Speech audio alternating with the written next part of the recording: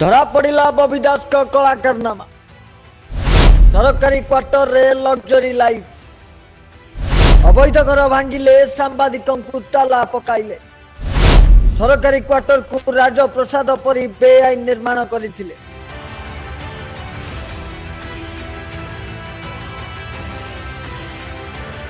आज्ञा हाँ निजर पतियार और क्षमतार दुरुपयोग करी सरकारी क्वार्टर को राजप्रसाद परी बेआईन निर्माण करथिबा बीजेडी संगठन संपादक प्रणव प्रकाश दास एवं प्रतिहिंसा परायण होई उठिछन्ति।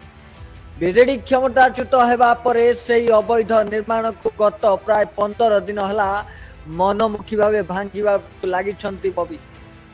भुवनेश्वर स्थित बबीଙ୍କ सरकारी आवास भितर थिला विशाल आलिशान बंगला। सेठी थिला 3 महला कोठा, अंडरग्राउंड घर, स्विमिंग पूल, रूफटॉप कटेज आउ एसबू को एवं भांगी माटी रे मिसा जाउछि। लुचि छुपी किछि व्यक्ति एही क्वार्टर्स भितर होइतिबा निर्माण को भांगिबारे लागिछन्ति।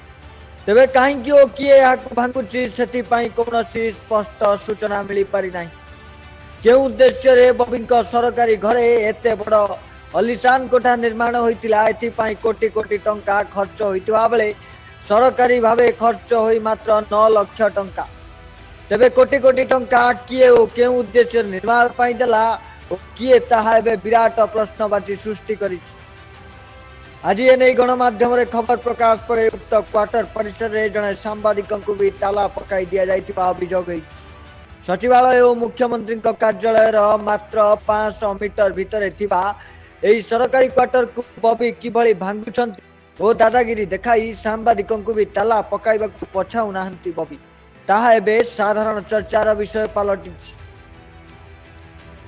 लंडन रे थिबा बंगला स्टाइल रे निर्माण होइथिबा उक्त आलिशान कोठार भीतर केवल मूल्यवान काठ और काच रे सज्जित होइतिला।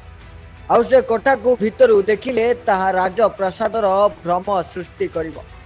राजपुरर कुसुमा ठारे अनुरूपी शैली रे एक कोठा मध्य प्रणवकर रही।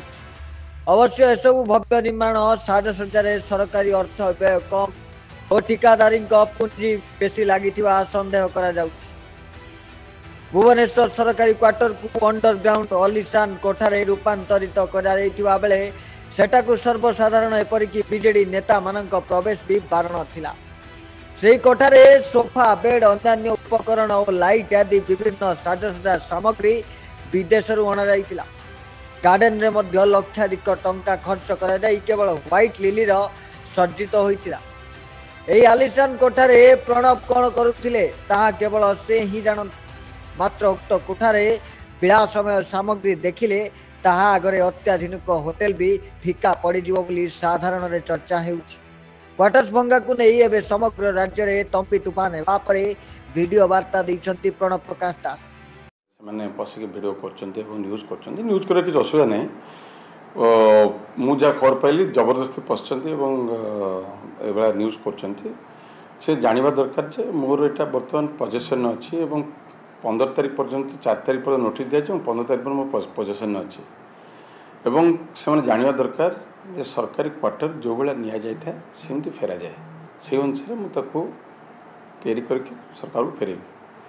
से जो विभ्रांतिकर न्यूज विशेषकर गोटे माने चैनल एवं किसी संवाद पेपर जो लिखुंट विभिन्न विभ्रांतिकर बंकर एवं विभिन्न विभिन्न देखुच मीडिया रे मत दुख लगुच मीडिया मान को सद्बुद्धि दि जाऊ जे मु ओडिशार सांगठनिक संपादक थी। विभिन्न नेता माने आसुतिले ओडिशार कर्मी माने आसुतिले सेमानकर बसिवा जगह को रखापी मु गोटे एक्सटेंशन टेम्पररी एक्सटेंशन कराइला जो थे लोक मैंने रहीकि काम करेंगे ग्रीवांस को आड्रेस करेंगे और सम्मान सहित बसई पारे।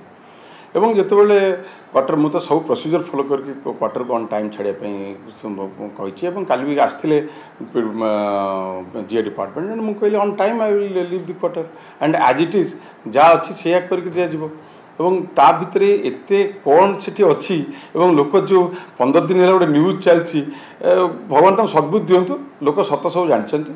मोर काम है ओडिशावासी काम करवा एवं मु जेहेतु संगठन संपादक थी विजु जनता दल समस्त कर्मी नेता मैंने आसती समस्त विभिन्न जगह बसवा और सम्मान सहित बसवा मोर कर्तव्य था से अनुसार काम कराई मु क्वार्टर जेमती थिला सेमती फेरेबी दैट इज आमर मिनिमम वर्क जोटा कि नियम आउ से नियम भितर मु काम करूँ। बहुत बहुत धन्यवाद। सबुठु बड़ कथा हेउछि कि प्रणव प्रकाश दास केमिति सरकारंकर अनियमिततार ए कोठा को एक आलिशान बंगलार परिणत करथिले। सबुठु बड़ चर्चार कथा हेउछि जे काहेकि से कोठा भितर को बीजेडी नेता मानकु प्रवेश नथिला, कौन चलीथिला सेठी एबे ए सब कथा साधारण लोकक मनरे भ्रम सृष्टि कर। Bureau report news alert 24x7।